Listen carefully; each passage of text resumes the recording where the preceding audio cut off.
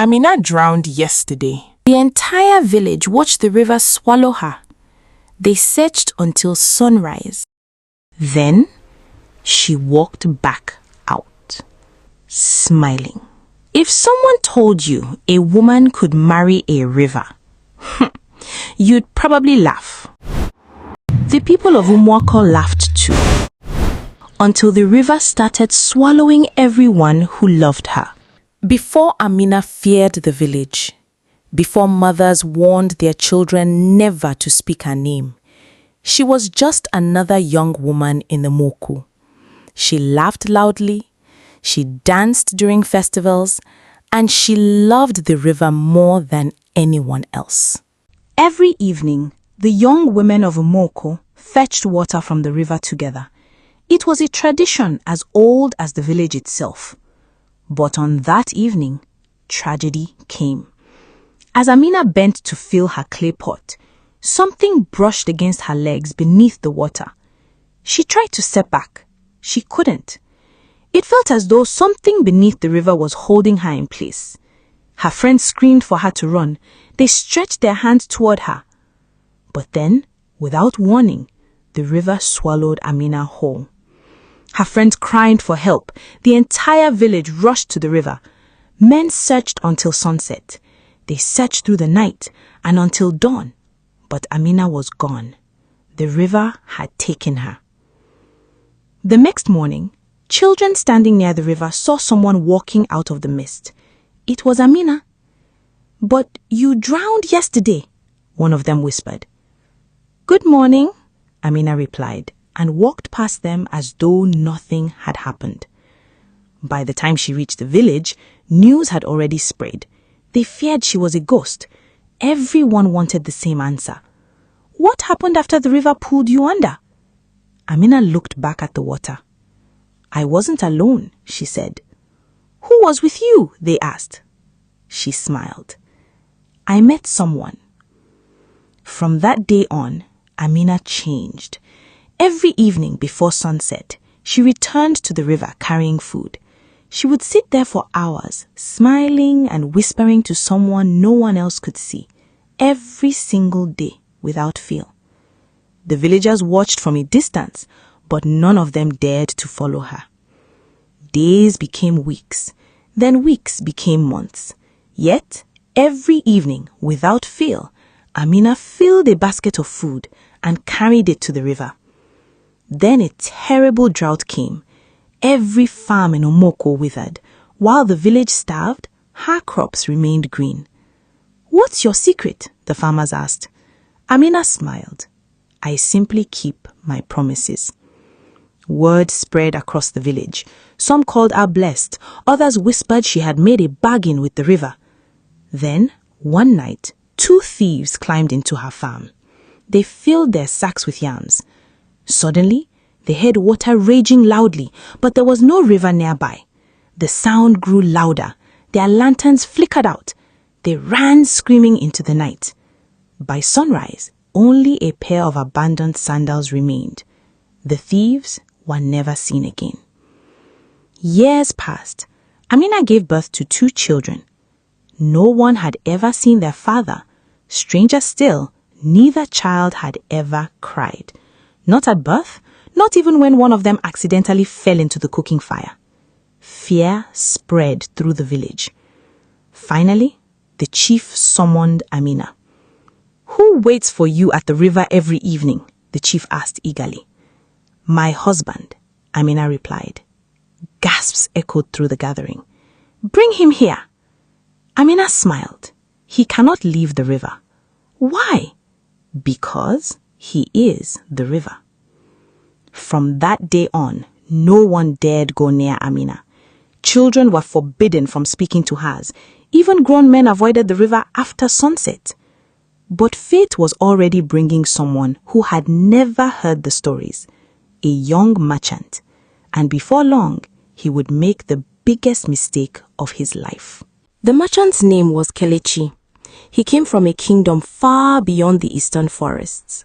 He had only planned to stay in Umoko for 3 days, but 3 days became a week. Somehow, he still hadn't left, Every morning, he found another excuse to stay. One more customer, one more sale, perhaps one more joke with the children. A young woman caught his attention. Her name was Amina. Unlike the others, she was always alone. One afternoon, a crowd of children gathered around his stall. Kelechi held up a tiny wooden monkey. It only climbs trees when nobody is watching. The children burst into laughter. Across the market, Amina smiled too. Kelechi looked at her and grinned. "There it is again," Kelechi teased. "There's what?" she asked, pretending not to know what he meant. "Your smile." She quickly looked away. "You should spend more time selling your clothes," Amina said as she continued arranging her vegetables. "I've sold enough. So now you're wasting time?" "I wouldn't call talking to you a waste." Amina didn't know what to say as he stood there smiling, looking at her cheerfully. Across the market, a few villagers noticed. They didn't say anything. Later that afternoon, Kelechi quietly took the heavy basket from her hands. "You don't have to," she reminded him. "I know." "Then why do you keep doing it?" He smiled. "Because today, you don't have to." She tried not to smile. She failed. They laughed all the way that evening until they reached the narrow path leading to the river. Amina stopped walking. "You should go back," she stopped him. "Why?" "This is where we part." "Will I see you tomorrow?" She paused. "If you're still here." Then she disappeared between the tall reeds. Kelechi stood there for a moment, watching until she vanished from sight. An elderly woman arranging firewood nearby noticed him. "Young man?" He turned. "Whatever caused that woman to the river every evening?" She lowered her voice. "Leave it alone." Before he could ask what she meant, she picked up her firewood and quickly walked away. The next morning, Amina did not go to the market. She spent the day preparing her husband's favorite meal. It was the anniversary of the day the river had taken her. As the sun disappeared and dark clouds filled the sky, she carried a basket of food to the water's edge. Happy anniversary. She placed the basket beside the river and waited, but the river did not respond. She smiled anyway. "I brought your favorite fish." Still, silence. The river did not answer her. Amina's smile slowly disappeared. "Are you angry with me?" She stepped closer. "Please." Without warning, the river exploded. Water crashed high into the air. The basket overturned. Food washed beneath the waves. Frightened, a wall of water stopped inches from her face, then fell back into the river. Everything became still again. Amina stood frozen. Tears filled her eyes. Heartbroken, she picked up the remains of the basket. "I wish, just once, you would speak to me kindly," Amina said through her tears. But the river said nothing. She turned and walked away. By the time the rain began, she could no longer hold back her tears. The muddy path became slippery. She fell. The basket slipped from her hands. The little food she had managed to save scattered into the mud. She simply stared at it. For a moment, she wished she could disappear into the rain, just as she had disappeared into the river all those years ago. Then a second pair of hands reached down and began picking everything up. She looked up. "Kelechi?" "I was worried." "Worried? You've never missed a day at the market." He kept gathering what could still be saved. "When you didn't come, I came looking." Amina quickly looked away so he wouldn't see the tears in her eyes. "You shouldn't have." He only smiled. "You'll ruin your clothes," she whispered. "They are only clothes." "You don't even know what you're carrying for me." Without looking up, he answered quietly, "I know you're carrying it alone." Amina couldn't speak. He walked beside her until they reached her hut. "You've done enough," Amina said quietly. Kelechi looked up. Rain dripped through holes in her roof. Without saying a word, he began replacing the loose palm leaves one by one. "Kelechi, what are you doing?" "If I leave like this," he smiled at her, "you won't sleep tonight." She stood under the rain watching him. No one had cared for her like that since the day she drowned. When he finally climbed down, he was soaked from head to toe. His face was streaked with mud. Amina couldn't help but laughing. "What?" he asked. "You look terrible." He laughed too. "I was hoping you'd say handsome." She laughed even harder. Then she went into the house and returned with a dry cloth. Without thinking, she reached up and wiped the rain from his face. Their hands lingered for only a heartbeat. Then Amina quickly stepped back. Embarrassed by what she'd just done, she quickly handed him the cloth. "You should go before people see you." He smiled. "Are you worried about me or about yourself?" She didn't answer, but as she closed the door, she was smiling. The next afternoon, Kelechi returned. The children spotted him from across the farm. "Uncle Kelechi!" They came running as fast as their little legs could carry them. He waved 2 tiny wooden birds at them. "For us?" the little girl asked. "They are yours if you promise not to let them fly away." The children giggled. Before long, they were following him around the farm. He chased them through the vegetables, pretended to lose every race, and let them climb all over him. Even Amina found herself laughing. Later, they rested beneath a large mango tree. "Tell us a story," the little girl begged. Kelechi pretended to sigh. "Only one. There was once a monkey who believed he was king of the jungle. He gave every animal a different voice. The children burst into laughter. Even Amina bent over laughing. "That has to be the worst lion I've ever heard." "Did it scare you?" "It embarrassed me." He placed a hand over his heart. "I've been wounded. You'll survive." "I don't know," he smiled. "That one was deep." She laughed again. The sound caught her by surprise. She couldn't remember the last time she'd laughed so freely. The afternoon drifted by. The little girl curled up beside Kelechi. The little boy leaned against his shoulder. Within minutes, they were asleep. Tenderly, Kelechi didn't move. He was afraid of waking them. Amina watched from where she sat. Hopefully, for the first time in years, she allowed herself to imagine a different life. A home filled with laughter, a father her children could run to. Fearfully, the thought frightened her. She stood abruptly. "You should go." Kelechi looked up. "Did I do something wrong?" She looked at her sleeping children, then back at him. "That's exactly the problem." He didn't understand, but he nodded anyway. Gently, he lifted the little boy into his arms. Amina carried the little girl. Warmly, together, they tucked the children into bed.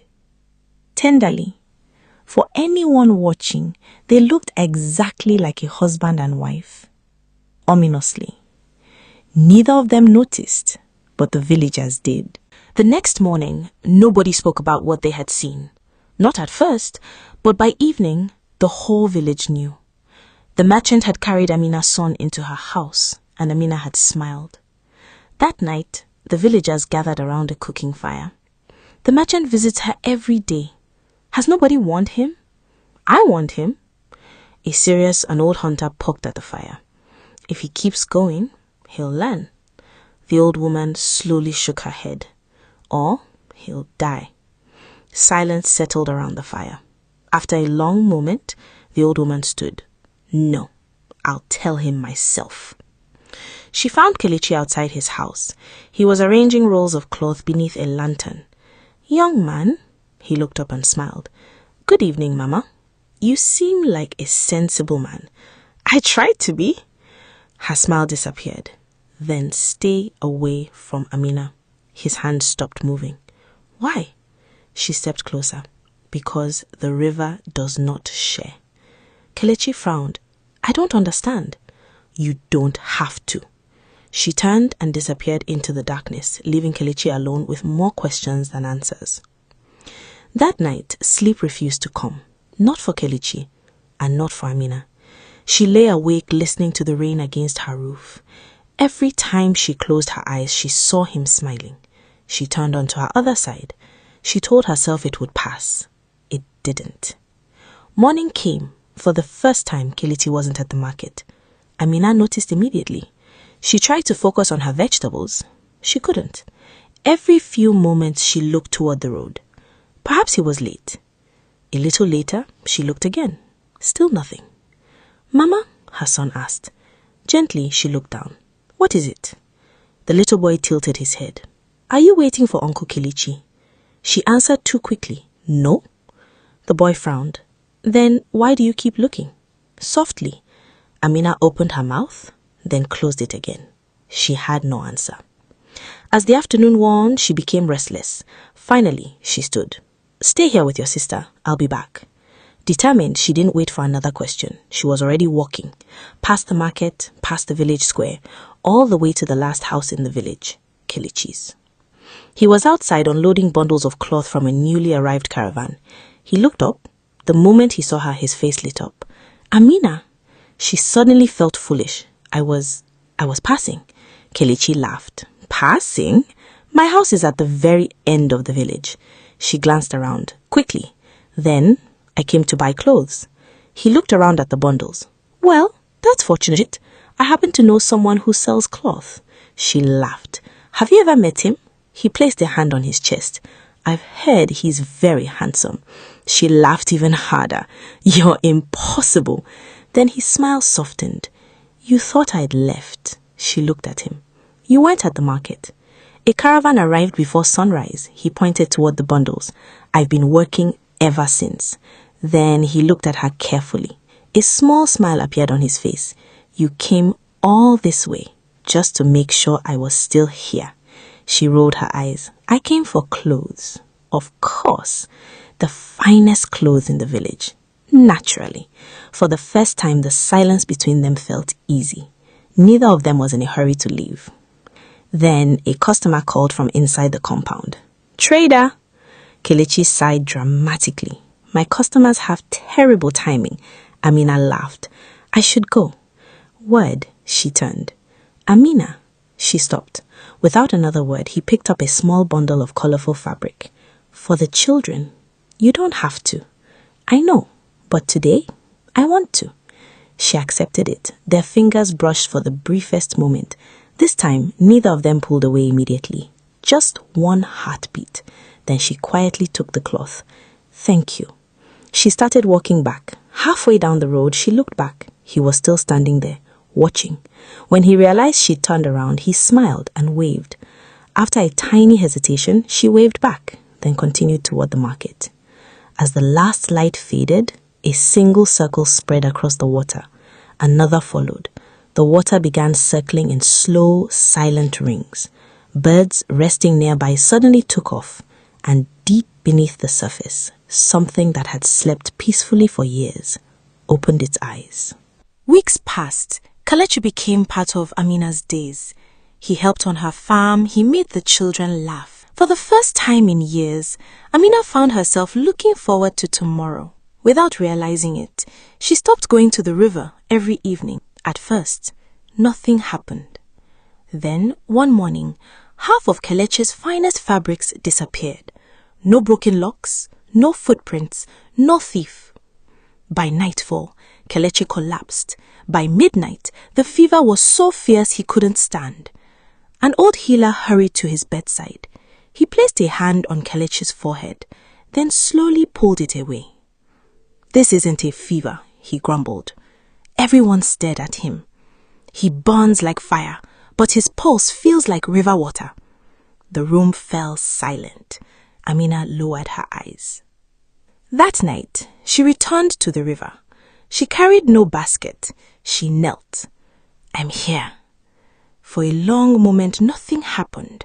Then, the water began to rumble until it reached her feet. A voice drifted across the river. "You remembered." "I'm sorry," Amina replied. "You promised." The voice grew colder. Amina closed her eyes. "He has done nothing." The river fell silent. Then the voice returned. "He has taken your days." Amina whispered, "You gave me back my life. It was never yours." Another silence, longer this time. Then it spoke. "If your heart leaves me, then get ready to watch him die." The water slipped away. The river became calm again. Morning came. Kelechi opened his eyes. The fever had vanished. He smiled when he saw Amina. "You stayed." She couldn't smile back. She stood. "I have to go." She gathered her things. "Amina!" Kelechi looked puzzled. She stopped. "Did I do something?" She closed her eyes. "Please, don't come looking for me again." He stared at her. "Why?" She couldn't answer. She turned and walked away. The next morning, Kelechi did not go to the market. He couldn't stop thinking about Amina's goodbye. She hadn't sounded angry. She had sounded afraid. By afternoon, he went to her house. The children saw him first. "Uncle Kelechi!" They ran toward him. Amina's little son smiled. "Mama misses you?" Kelechi blinked. "What do you mean?" "She cries when she thinks we're asleep." Before he could answer, Amina stepped outside. Their eyes met. She looked as though she wanted to speak. Instead, she called the children inside. The little girl hugged Kelechi one last time before running back.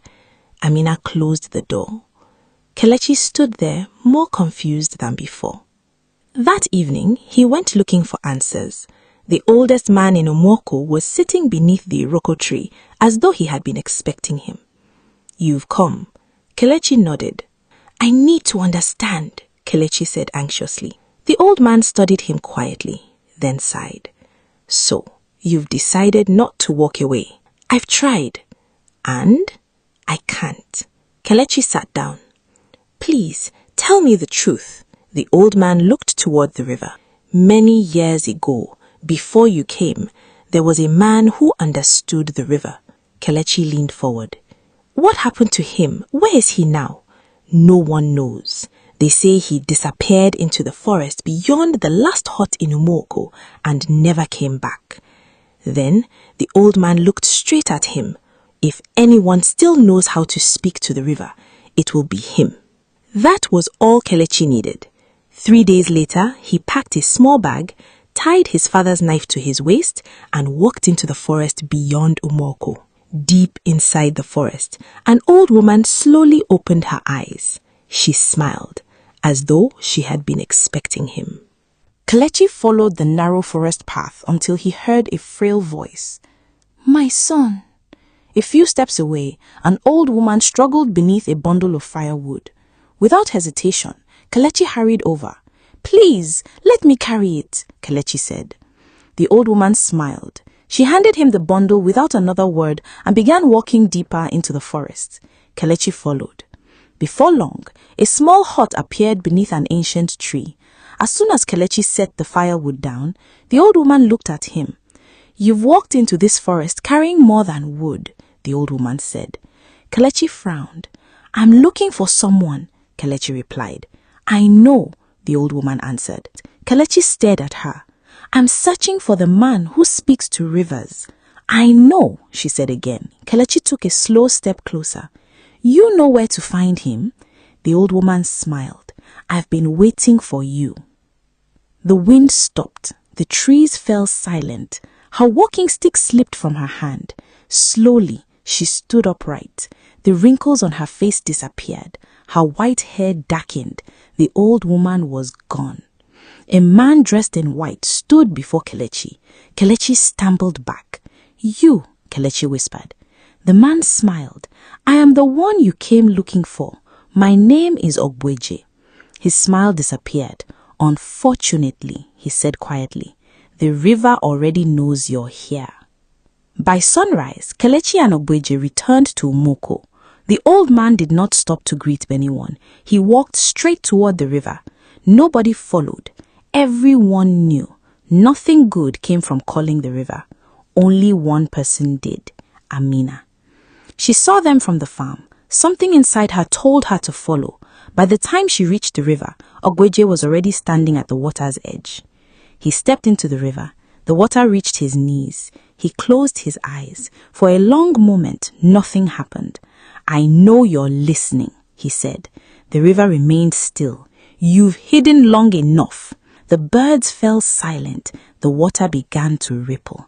Then it rose, higher, higher, until a huge being stood upon the river, not flesh nor water, something older than both. His eyes settled on Ogbeji. A slow smile crossed his face. "You came back," the river spirit said. Ogbeji nodded. "I did." Neither of them spoke again for a moment. The river flowed quietly around them. Then the silence broke. "Release her," Ogbeji demanded. The river spirit smiled. "No, she was never yours." The river spirit's smile faded. "She entered my river. She became mine." Ogbeji looked at him quietly. "You've carried this hatred for too long." The river spirit laughed. The sound echoed across the water. "Hatred? You still don't understand. I have been waiting for generations." Ogbeji took one slow step forward. "It ends today." The river spirit looked past him. His eyes found Amina, then shifted to Kelechi. A smile returned. "So, this is the man." Nobody answered. The river spirit raised one hand. "Give him to me. I will leave the woman." His eyes remained fixed on Kelechi. Ogbeji shook his head. "There will be no bargains." The river spirit looked disappointed. "Then you have learnt nothing." Without warning, the river exploded. A wall of water rushed toward the shore.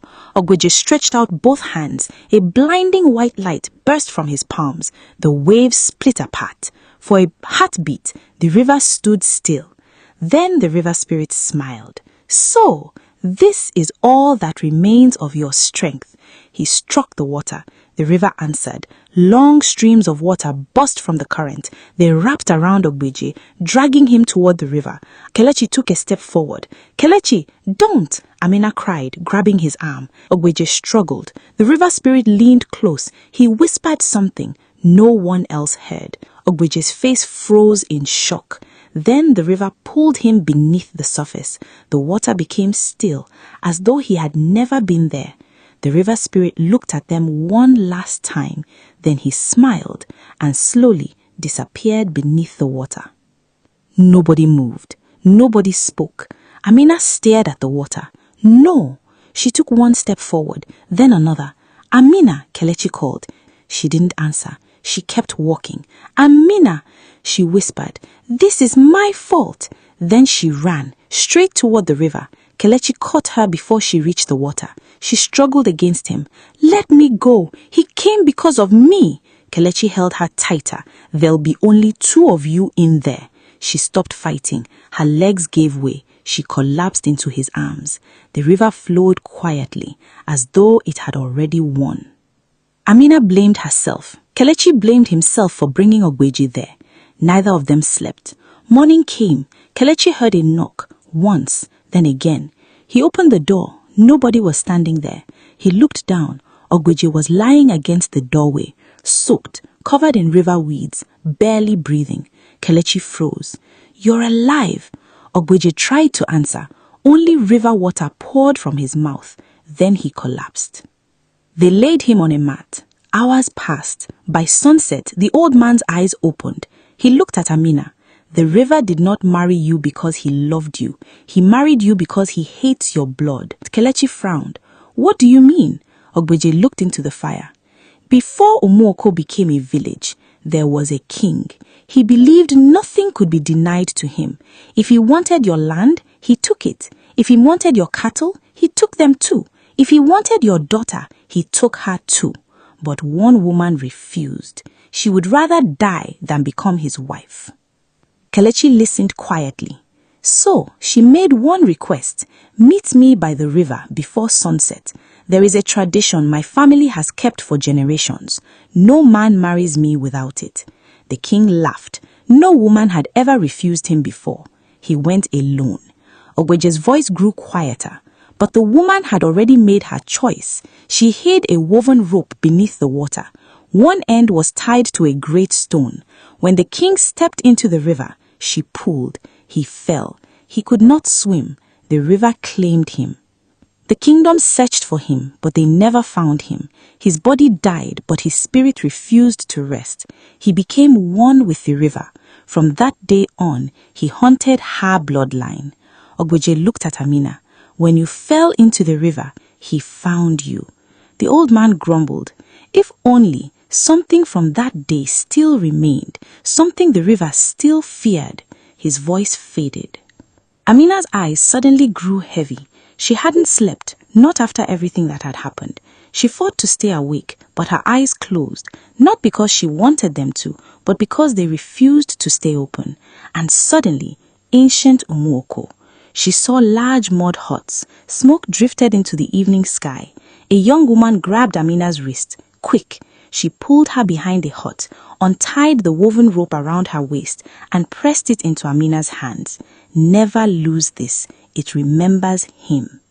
Amina reached for it. She gasped. Her eyes flew open. "I saw her." Ogbeje leaned forward. "Who?" "My ancestor. The rope. She showed me the rope. My mother left me something. I thought it was only an old family keepsake." She returned, carrying an old woven mat. A faded rope was woven around its edges. Ogbeje stared at it, then slowly smiled. "Now I understand." Confused, Kelechi frowned. "What do you mean?" Ogbeje looked at them both. She tricked him. A slow smile spread across his face. That's why she won, not because she was stronger, because she was smarter. The place fell silent. Ogbeje looked at the old woven rope, then at Amina, then at Kelechi. "We are not fighting a river.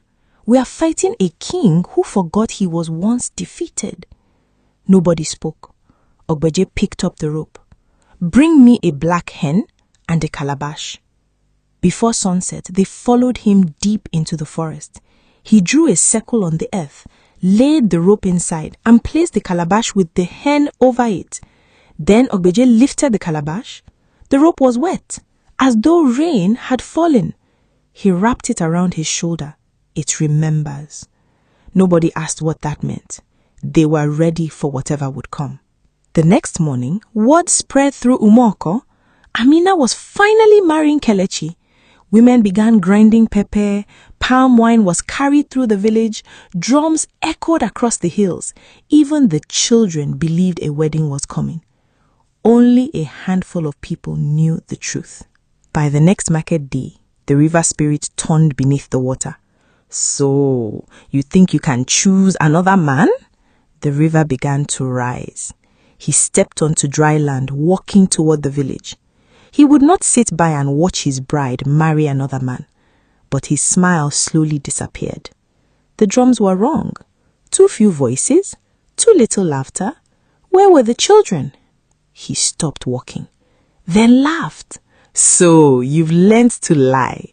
He turned immediately, straight back toward the river, exactly as Ogbeje expected. Hidden among the trees, Ogbeje whispered, "Now." Kelechi pulled away the branches. Amina's friends dragged aside the woven mats. The path behind the river spirit collapsed into a deep pit. The river spirit spun around. Too late. The river was ahead, the pit behind. Then he smiled. Confident. "You think earth can hold water?" He rushed toward the river. Ogbeje threw the rope. It wrapped around the river spirit's waist. Nothing happened. The river spirit laughed. "I have broken stronger things." He pulled once.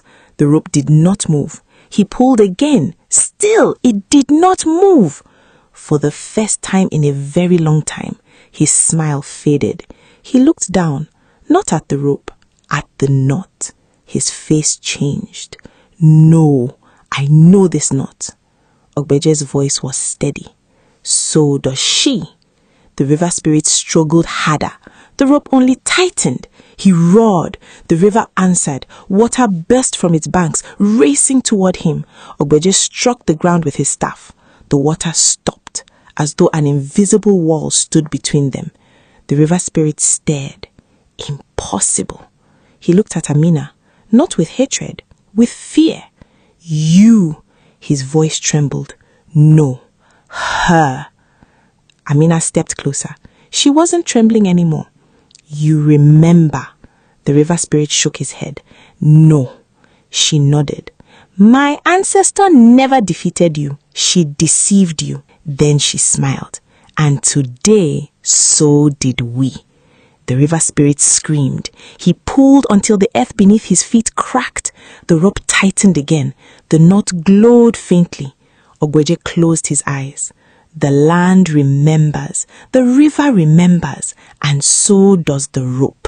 The earth beneath the river spirit began swallowing him. Slowly, he clawed at the earth, reached for the river. It was only a few steps away, but it could not reach him. His fingers dug into the soil. His screams echoed through Moko. Then silence. The earth closed. The rope fell still. Nobody moved. Nobody spoke. The wind returned. Birds began singing again. Ogweje smiled. The river, he looked toward Amina, is finally only river. Kelechi took Amina's hand. This time, she didn't let go. The days passed, then weeks, then months. The river never called another name. Children played along its banks again. This time, their mothers didn't pull them away. Amina laughed again. The village heard it for the first time in a very long time. Kelechi finally married her. Not in secret, not in fear, but before the whole village. Soon their home was filled with children's laughter. And whenever Amina looked at the river, she saw only water, nothing more. Ogbeje was never seen again. Some said he returned to the forest. Others believed his work was finally done. From that day, the people of Umuoko never forgot the story of the woman who outsmarted a king, and they taught their children one lesson. Strength may win battles, but wisdom decides how they end.